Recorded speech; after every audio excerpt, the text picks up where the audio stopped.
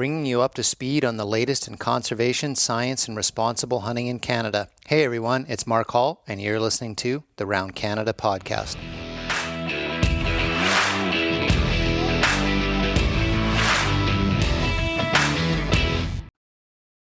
The lead story was actually from back in May. I remember following this story kind of closely, going, well, we're gonna cover this some way, shape, or form, and then just kind of didn't fit it in, sort of forgot about it, and decided to pull it back in. But this is from May, and it comes out of Nunavut.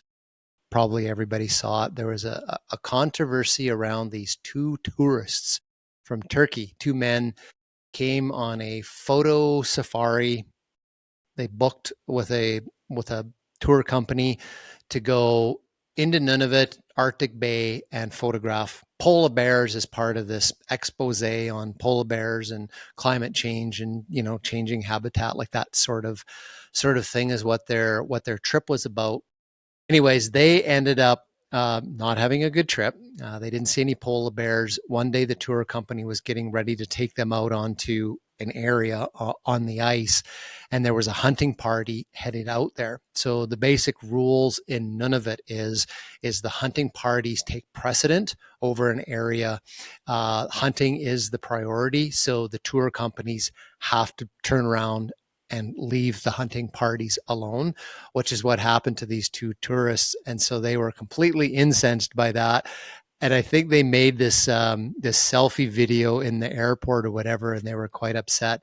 And they were basically sort of, end the trophy hunting on polar bears and, this kind of narrative. Well, a bunch of representatives from the Inuit communities and even very high up in in the Nunavut corporation, Paul Erngart, who we actually had on the podcast several years ago, made statements about like, hey, this is our tradition. This is our way of life. We hunt. We use it for ourselves. If we're guiding hunters, it's our income. And, and anyways, these two fellows ended up with egg on their face.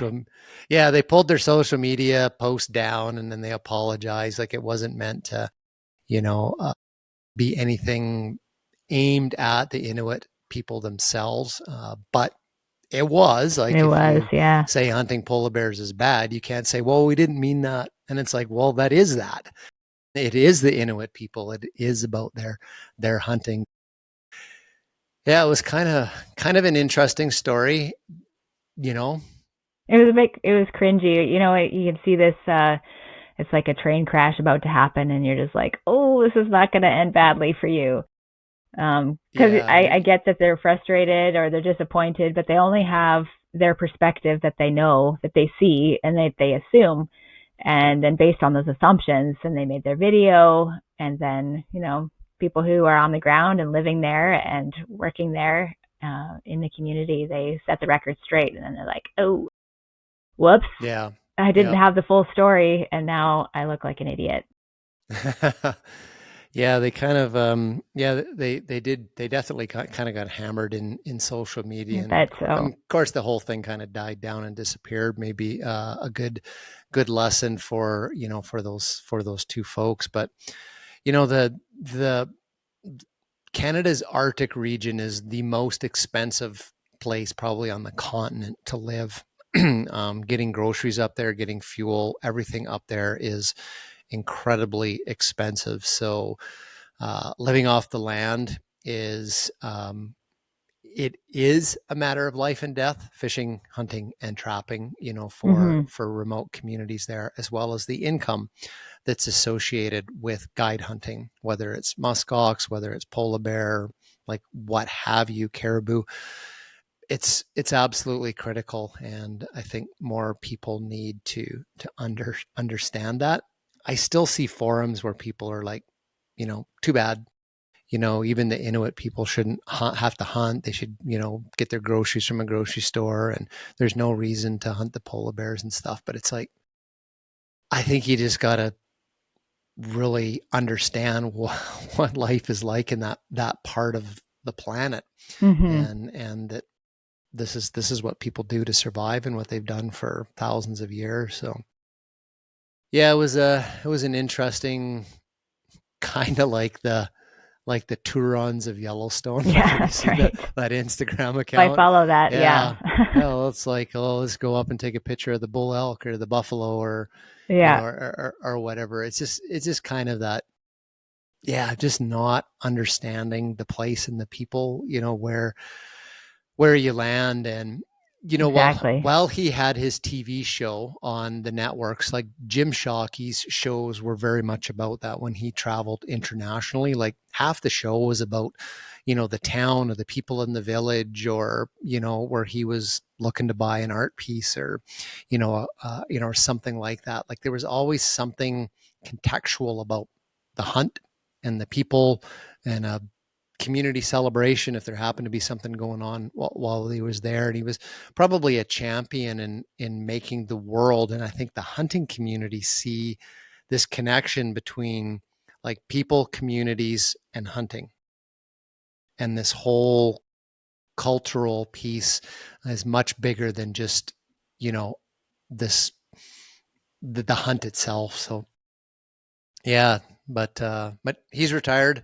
I don't know if anybody's kind of picking up that theme the way he did, but obviously these two guys from Turkey didn't didn't watch any Jim Shockey shows. So, And it's but easy to be like on their, if they were back home, wherever home was, to be chirping away on their keyboard, and that they were kind of doing it in real life there. They just hadn't immersed themselves in their environment and really understood where they were.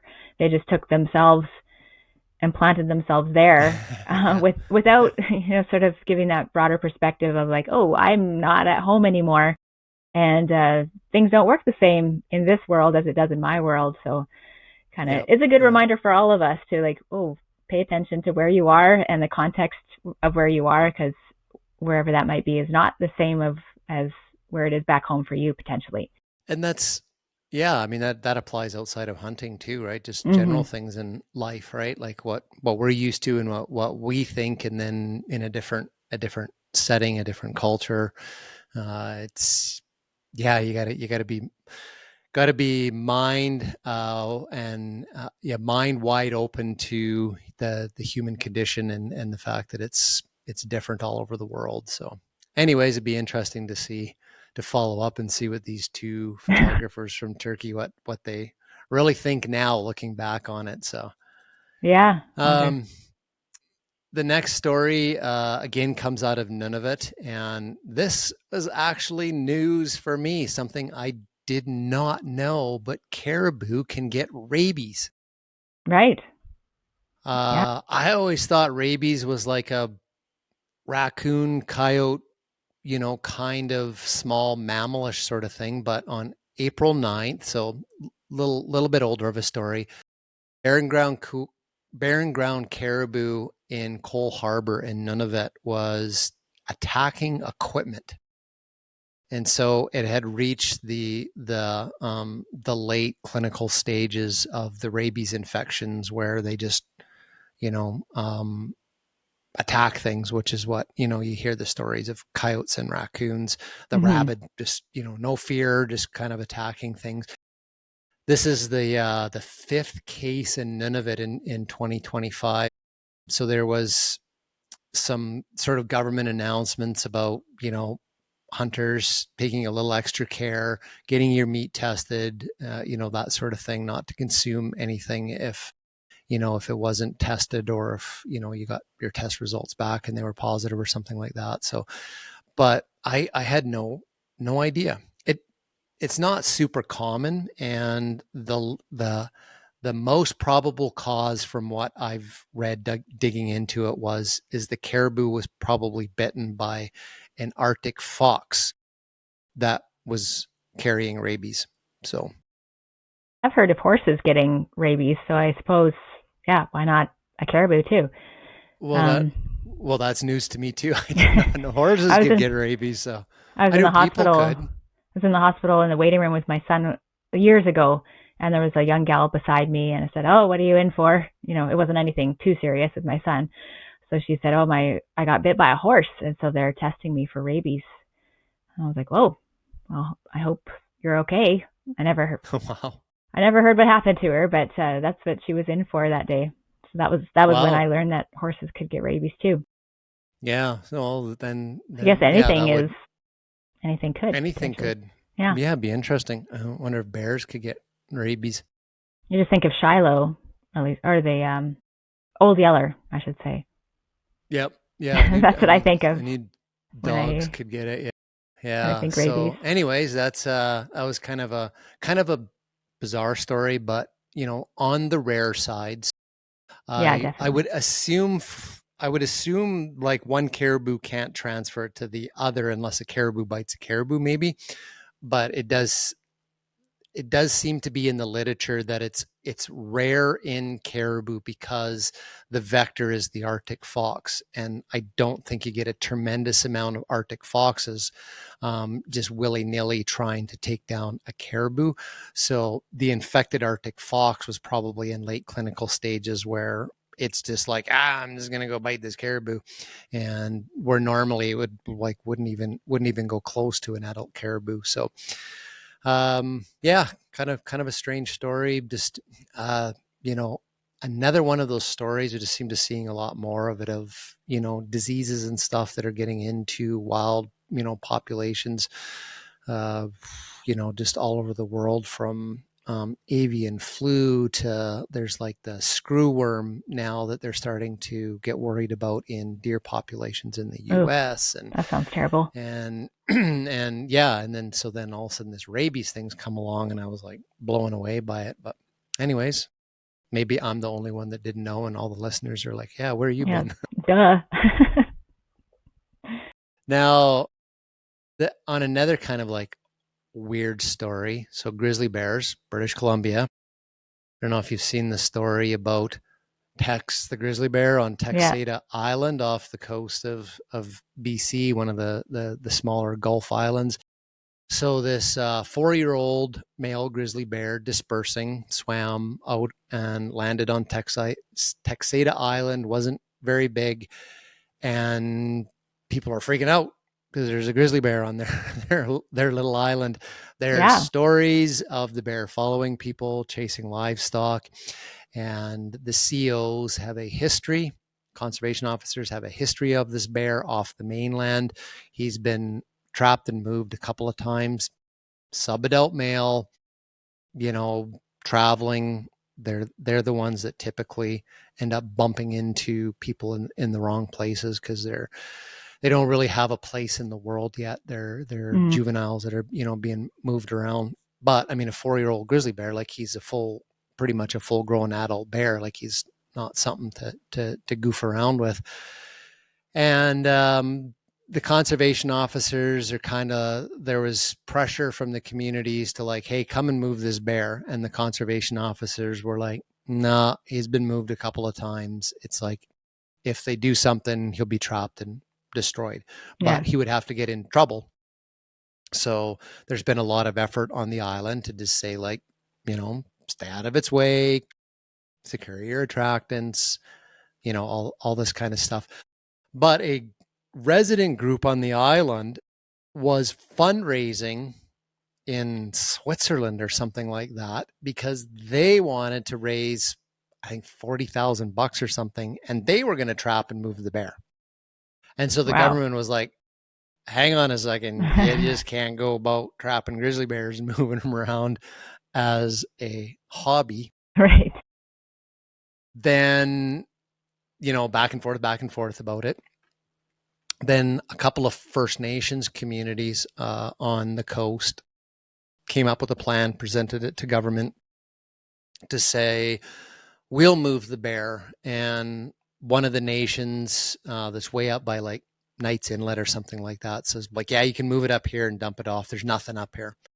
Probably the only thing that's going to be up there is an adult dominant boar somewhere that's not going to like having this guy in his territory, and he'll end up killing him possibly. Mm, But I think maybe folks know that's the reality, and maybe figured at least he has a chance. He probably doesn't have the best of chances if he stays on Texada Island, but it's a crazy story. I saw a newsletter from the fur bearers of BC. So they're the ones that don't like trapping and anything else. They're always, sort of on the anti-use side of things. They ran a campaign that got 1,400 people to write the government to say you need to do something about this bear to save the bear. So I'm They're kind of like, incredible, the way that they can rally people. yeah, I know it's pretty hard to get 1,400 people to sign some sort of a campaign here in Canada. We've ran quite a few howl campaigns and different things on gun control and stuff around grizzly bears and whatnot. And I can honestly say I don't think we've ever had 1,400 people use the howl action campaign for an action here in Canada, hunters and firearms owners. So, but that's true. That's just how quickly the animal welfare community can rally and bam, get 1,400 Yeah. 1,400 signatures. So, the couple troubling things that I've seen in it is I saw a news story that said that the government is in communications with the First Nations and the Grizzly Bear Foundation about this. And I'm like, why is the Grizzly Bear Foundation the organization that's being consulted or having a say on the management of a bear? So there's something there where the Grizzly Bear Foundation is quasi-government embedded. I'll say that. I know they are presenting themselves in social media almost to the level now that they are the ones that will be drafting the final version of British Columbia's Grizzly Bear Stewardship Management Plan. Like it basically looks like the government's handed them the plan because they didn't like it. And I had found out from inside that the Grizzly Bear Foundation managed to lobby government inside, I think 3 times to stall the deadline on the public comment period for the Grizzly Bear Stewardship Plan 2 springs ago or 2 years ago. There was a deadline and then it was extended and then extended and extended. And then I found out it was because the Grizzly Bear Foundation was managing to convince the government to push it out because there was some very vague wording in there about the possibility of a grizzly bear hunt, that it could be something that was looked at in the future if the need arises, like some language like that, right? Mm-hmm.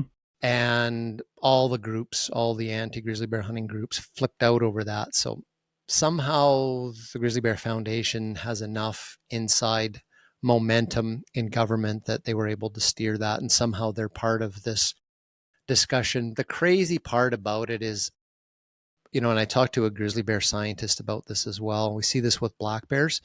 So much of the conversation that's happening, whether it's a story in the media, is about a single animal. Wow. It's about a cub. It's about one bear that's limping, or it's about a, Bob the bear that lives in the neighborhood, and or Tex the bear, grizzly bear on Texada Island or whatever. All the attention, quote unquote, in conservation is around these individual animal cases, and there's nothing being done in the conversations at like population scale levels, which is classic, I guess, for animal welfare, animal rights. Their whole entire premise on keeping hunters out of the picture is based on the story of, individual animal, Mary the bear or whatever. And, that Mary the bear meets hunter type story or whatever. And as opposed to being, we don't want anything bad to happen to Mary. And it's like, need to respect and think of, humane treatment of animals. But we also got to step back and look at the big picture. What's this population doing? What's their habitat doing? What are the trends up, down? How many of them are getting splattered on the highway? Like, where's the big drivers of the population? That's what conservation needs to work. Mm-hmm. As crazy as what Tex the bear story is, it's like, it's one bear. Yeah, but they've watched every Disney movie, and so they've become very attached to their critter. Yeah. And they're willing to do anything and everything to make sure that this one particular animal is safe and sound, tucked in tight, and will live happily ever after. It's conditioning, and the animal groups continue to play that story out in every case. It's like the picture of the little baby cub in the field of flowers, and the hunters are going to come out and bludgeon it to death, or like whatever. Send us money to save this little bear cub. Yeah, I mean the Bambi was not Bambi. Population dynamics in the white-tailed deer of North America story. Like it wasn't, it was about a single animal. So, anyways, Tex is coastal BC's version of Bambi right now. So, Yeah, I think I've been following these stories enough for over the years. Tex the bear is going to end up dead.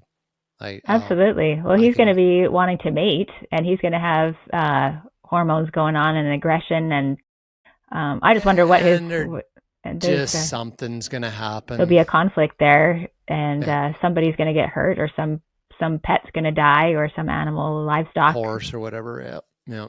Yeah, and then you're kind of backed into a corner. Like now, Tex has he's crossed the line, and now we got to take care of him. We've relocated. The fact that he's been relocated so many times already is quite generous.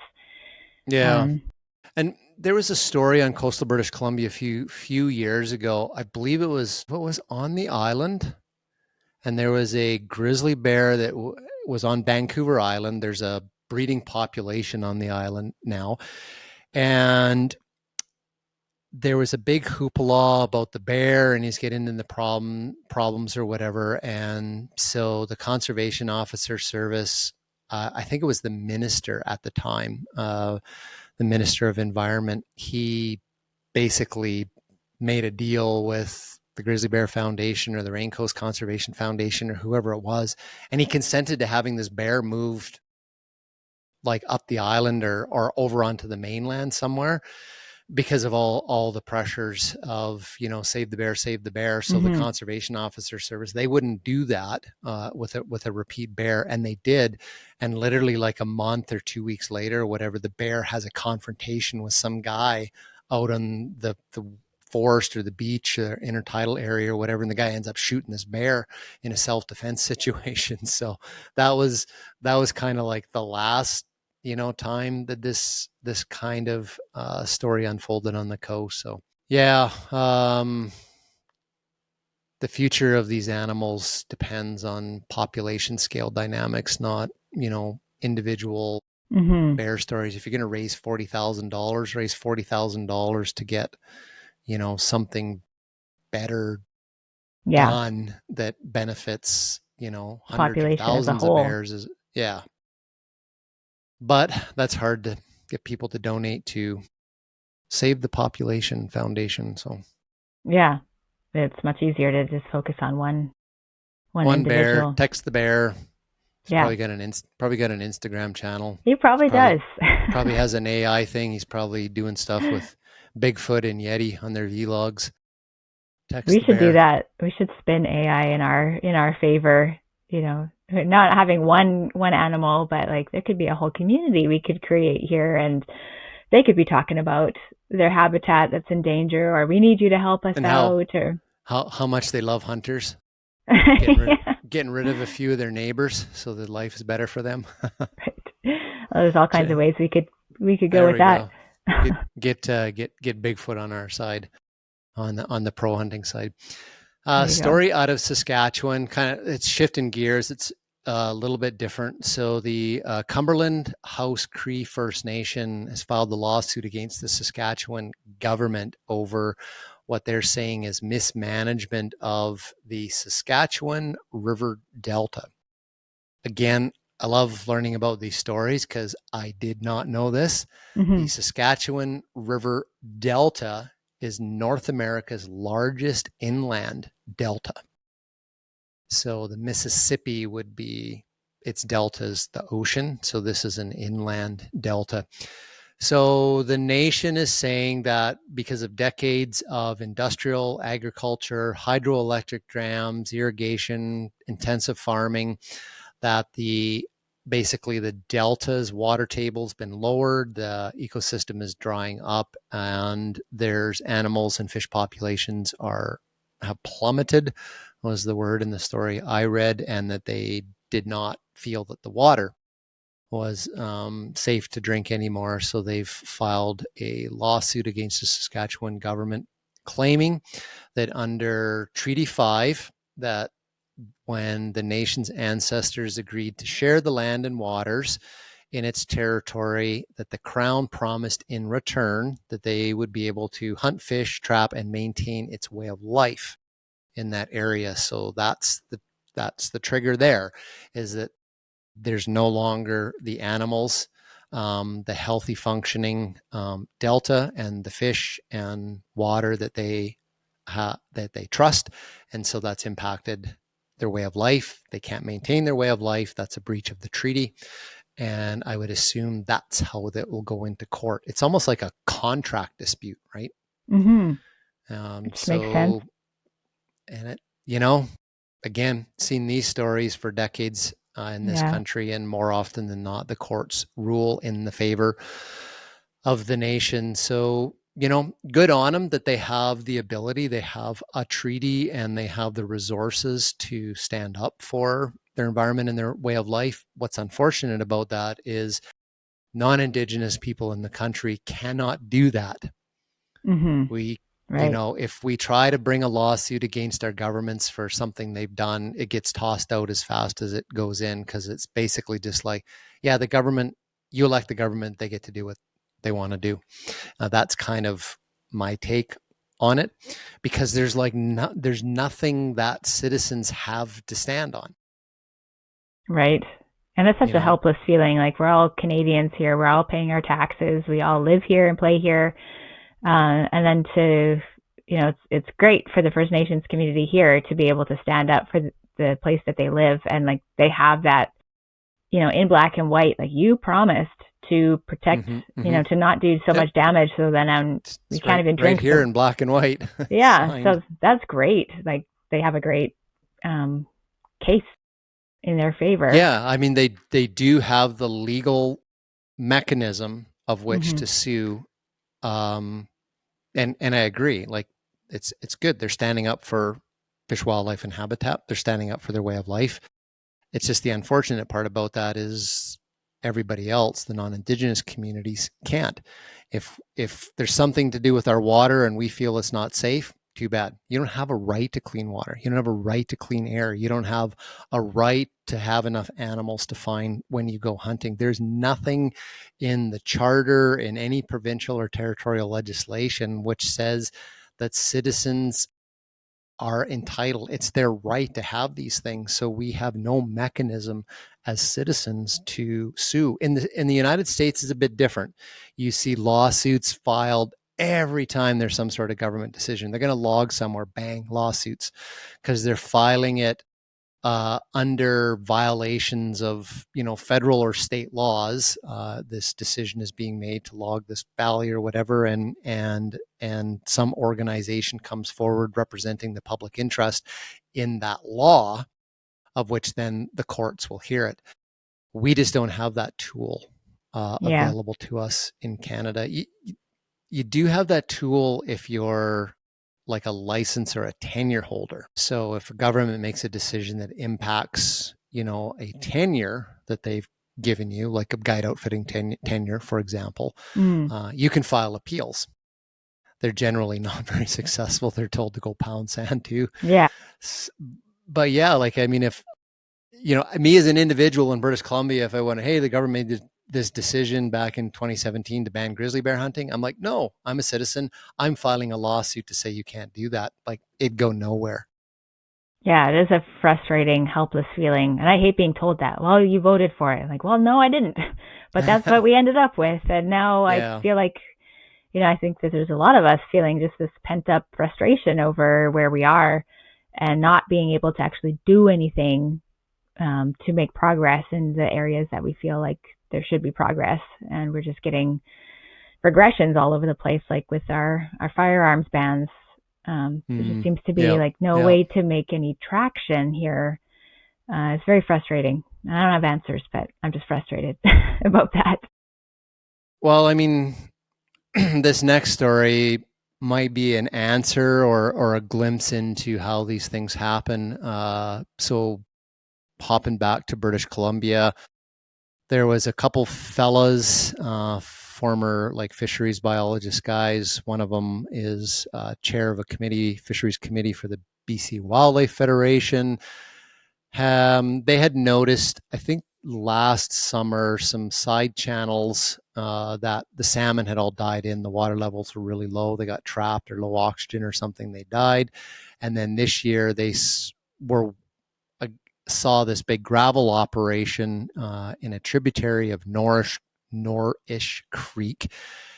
And they're like, why is this gravel being dug out of, the riverbed? It's a salmon bearing stream. And so they started basically like raising a ruckus about it with the federal government, DFO, and the media started picking the stories up.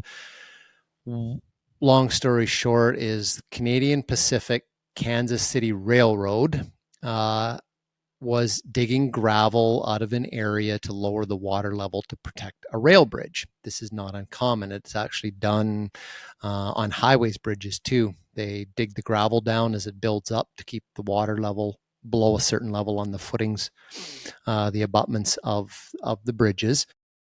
What these fellow were claiming is that the gravel extraction was so extensive that it had lowered the water table in the surrounding area, which dried up some of the other salmon habitat.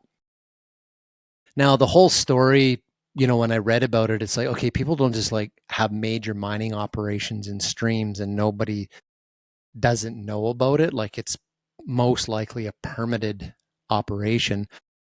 But then about a week or two after kind of the flurry of the news, the story being in the news, the Department of Fisheries and Oceans put a stop work order, and then they're going to work with the CP Kansas City Railroad Company to develop a remediation plan for the area.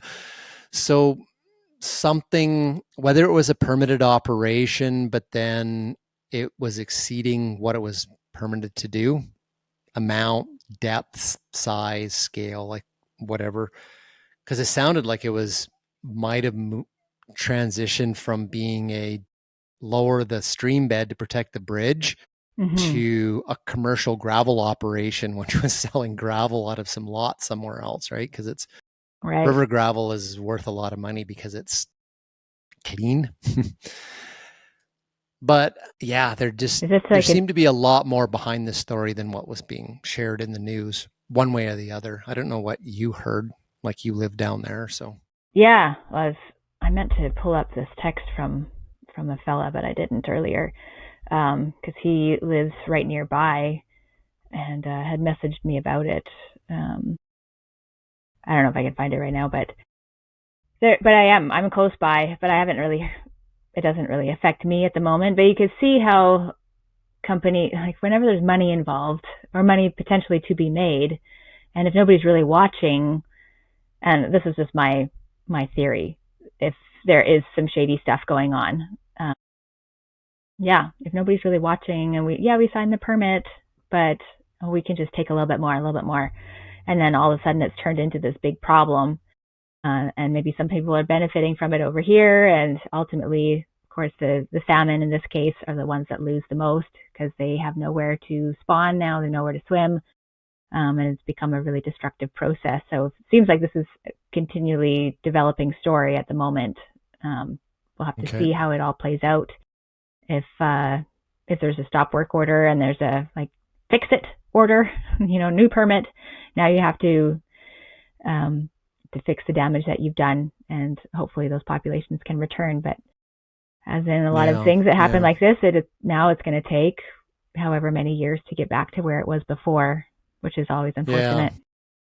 Yeah, no, for sure. So, I mean, the fact that DFO, obviously it caught their attention and they went out and inspected the site.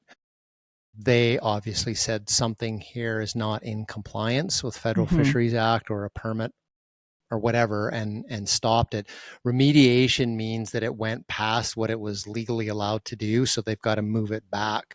move the system, back. So that's that's what the remediation plan does. So yeah, it does sound exactly like that. That somebody, I think somebody was probably permitted to do some work, and then they just kind of went overboard on it, and just, you know, classic situation in this country is, the last people to get additional staff and resources are environmental Mm-hmm. enforcement agencies, conservation officers, DFO, like whatever. They're the ones that are always getting cut back, but they got massive areas to cover and inspections and operations of all different types going on all over the country. And some of these sites might not see an inspector like for years and years and years. And so what can actually go on and on an active authorized site, whatever it happens to be doing or whatever, I mean, a lot can happen between inspections. So yeah, but that's something the average citizens have to stand up for and say, you know what, like whatever that whole thing is, like there's 70 something people working in that department of the federal government now, which is supposed to receive all these confiscated guns, which now the costs have ballooned to $1 billion and not a single gun has been seized. And it's like, there's all this money and salary, like dude's doing nothing that will do nothing. So what do people want? Do you want to have enforcement officers out there on the land to make sure that fish habitat's not being ruined, that companies are not polluting rivers, so on and so on? Need more people on the land and Mm-hmm. less people, in government doing meaningless jobs. So I know. It's just painful. My husband works in healthcare, and there's a lot of reviews happening as well, to save, sort of shore up waste. So it's like, okay, well, that's great. You're doing that over here. But then with the gun buyback, which I hate that term because you can't buy something back that was never yours.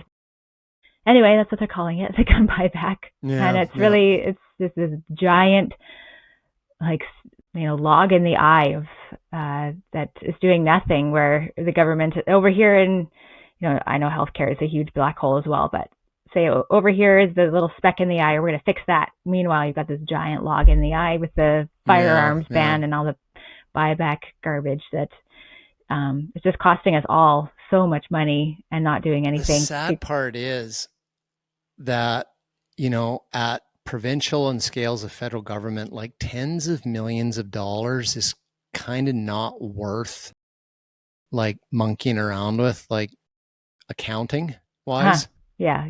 Like for us, it's sort of like, $20 is kind of like a big deal at the household level. Like, but the effort of like rounding stuff and chasing down things in the multiples of millions of dollars are kind of like insignificant. Mm-hmm. And so when we see this, like, oh, this is costing $40 million, and citizens are like losing their minds over that, the federal government is sort of like whatever, like that's I nothing. know. Like this Chump change. this trip, this economic development trip to Asia or whatever is like 20 million bucks just, for a contingent of people to go over, overseas on some sort of, back finding or sales thing or whatever. So yeah, it's hard to argue these things from the citizen's perspective about how much money's being wasted when like the bean counters in federal governments or whatever. It's like, yeah, that's nothing. So Yeah, and we'll it's how do we we'll bring them just back down to like our reality? They're supposed to be serving the people of Canada. They're so out of touch with the people of Canada and what we're dealing with, financially, on a safety level, in our healthcare systems. They are just completely out of touch. And so for them, 40 million is not a big deal, but for us, it's a well, I very big deal. I think Elon Musk pitched this a little while ago about something in the United States where there should be some sort of like federal law that you cannot run for reelection if your debt to income ratio or something is like, or something like that. Like, Mm-hmm. so you can't have a government that just comes in and runs the country's debt up, which is basically like money that's lost out of the economy when the debt needs to be paid off, or if it can't be paid off, then the citizens of the future are paying more in taxes to pay for the interest. He was kind of like, you need to set like caps in law so that nobody can can run your country that way and leave future citizens, in debt. And so something like that would be kind of a good, a good idea, but. It's to me. Or how about just a law that says government can't touch your firearms no Yeah, matter well, how much they want both them? sound good to me. If you do a bad job and you're causing more debt by the time you're done this year or this, term, then you don't get another chance. We're going to bring someone else in who, seems to be a more responsible person. Yeah, or maybe something more simple like if you poll the hunters, trappers, fishers, outdoor sports shooters in this country and you don't have a 4.9 out of 5 rating, you can't run in the next election. If you don't know what a PAL is or an RPAL, then you don't get to be in that position of safety minister. Safety minister. The next story, again, another caribou story from up in the Yukon. So there's been a collaborative recovery planning process for several caribou herds for almost 3 decades now.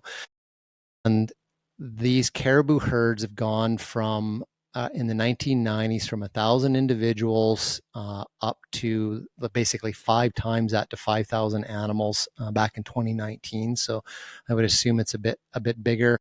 There's 4 herds that actually span the Yukon into northern BC: Carcross, Ibex, Labarge, and Atlan herds of northern mountain caribou that are between the Yukon and northern BC. There's been a caribou recovering plan was drafted in the 1990. First Nations in the Southern Lakes region of the Yukon imposed a ban on themselves on caribou subsistence hunting back in the 1990s.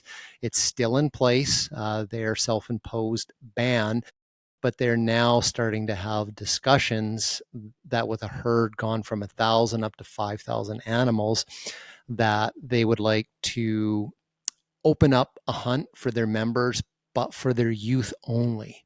Mm-hmm. So which is an interesting idea, because there's the cultural component of that if a generation comes and goes that doesn't understand caribou hunting, then if the caribou herd grows to 1 million, but it has no meaning within the future generations of Indigenous kids in the Yukon, or just anybody that lives there, right? The same thing could happen in the non-Indigenous community. You lose that connection, with caribou, then you lose the connection. In 50 years from now, those kids that are growing adults or elders, are sort of like, hey, I remember when I got to hunt these caribou when I was a kid, and they were this, and now there's these concerns about these herds again. We've got to do something about it, because they've got that attachment, like it's in their heart, right, from childhood memories. So just from a conservation tool perspective, using hunting for the youth in this context to create that ownership and that understanding of caribou, so that when the adults and the elders that are there now, that are speaking to this are gone, mm-hmm. they've created this legacy of a group of people that will stand up and advocate for caribou. And that's just, it's in my heart, one of the things that I believe in hunting for, as hunting as being part of conservation, is that through that connection, hunters will stand up, put their own interests aside, and work towards the recovery of populations. But sometimes it takes that connection of having been a hunter to mm-hmm. create that drive that I think is more powerful than any other person in society has or could even fathom. That when you hunt an animal, you just have this much higher level of drive when it comes time to stand up for the management or the conservation of that species. So, yeah, I love this story too, because it fosters mentorship, and it fosters relationship through different generations. So you're going to have an experienced hunter taking a youth under his or her wing to get out there and harvest a caribou. So it seems to hit or tick boxes for mm-hmm. numerous different positives and pluses for the community now and into the future. Yeah, I hope that moves forward for them, and then for the non-Indigenous community as well. Just everybody up there can hopefully work together and build that love and that passion for the caribou herds and the habitat up there. It really takes everybody in the community to to have a part to play. Yeah, no, for sure. No, I agree with that wholeheartedly. And, so there are going to be people that say, why is it just First Nations youth? Like, I mean, the same thing can happen with non-Indigenous youth and the opportunity to hunt a caribou and, and be future conservationists. Yeah, that is true. My thoughts are on it. Give it some time to breathe, right? If to me, hunting is hunting. Just like, a couple years ago, Indigenous community members in Alberta got the okay from the federal government to hunt bison in a national park. I first and foremost saw that as, we're getting to hunt in a national park, right? Hunters get to go into a national park as a management tool. That's a win for hunting. Let that unfold. Give it some time. Give it some time to breathe, right? Like, and grow and foster that idea of hunting as a management tool in a national park. And I think in time, the opportunities for a lottery system for residents of Alberta it would come. So I kind of see the same thing here in the Yukon. Give it some time to breathe. Let the cultural parts unfold. Support that. Try to get involved in that, and help promote this idea of, yes, the caribou have increased to 5,000. Maybe they used to be 500,000, like 100 years ago. This is still an opportunity for a small, sustainable hunt out of that. Support that, because it is hunting. No matter how you look at it, hunting is hunting. And give that time to morph into something where maybe the program will then expand and allow opportunities for non-Indigenous youth in the Yukon to apply and draw a caribou permit or something like that. So that's just how I look at it. First and foremost, just look at it like hunting is back in the game. Yeah, Hunting is back in the game. That's a win. So that's a win in my opinion. Yeah, for sure. Last story I have, I actually put this onto the list that I sent you afterwards. So okay. This is kind of a fun story. So on August 29th, so a little bit of time yet, is the 50th anniversary of the movie da-dum, da-dum, dum. 50th anniversary of Jaws. It's being remastered and it will be released in IMAX. So that's kind of interesting. So on the cusp of this, plus or minus a month, on Queensland Beach in Nova Scotia, just about a week ago, there was literally everybody get out of the water. They cleared the beach out, closed the beach down because there was a great big fin. No way. The water. So I wanted, so the point is, I want to share this with people. I think I've talked about this years ago, and it just reminded me. So there's this website. It's OCEA, like the start of the word ocean, but then it doesn't spell ocean. It spells the last part of research. So it's OCEARCH.org/tracker.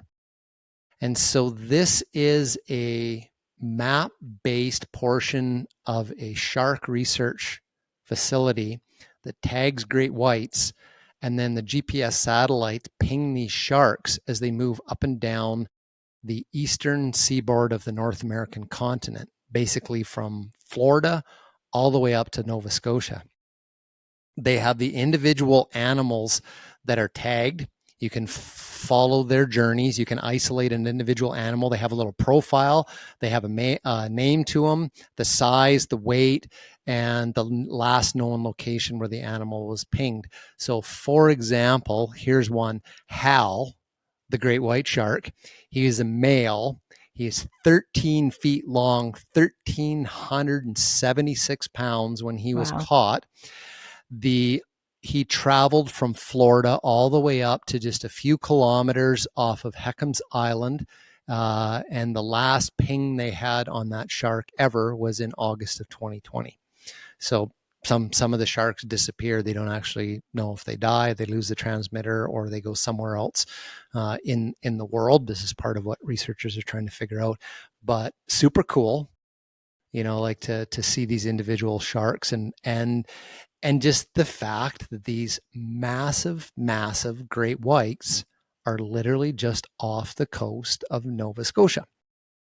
So it's kind of neat how the two stories of Queensland Beach, basically a shark showed up and everybody got out of the beach or out of the water, and I don't know whether it was a known shark. It probably didn't have a tag in it, but yeah, kind of an interesting story on the eve of the 50th anniversary of Jaws, literally almost unfolded in Nova Scotia.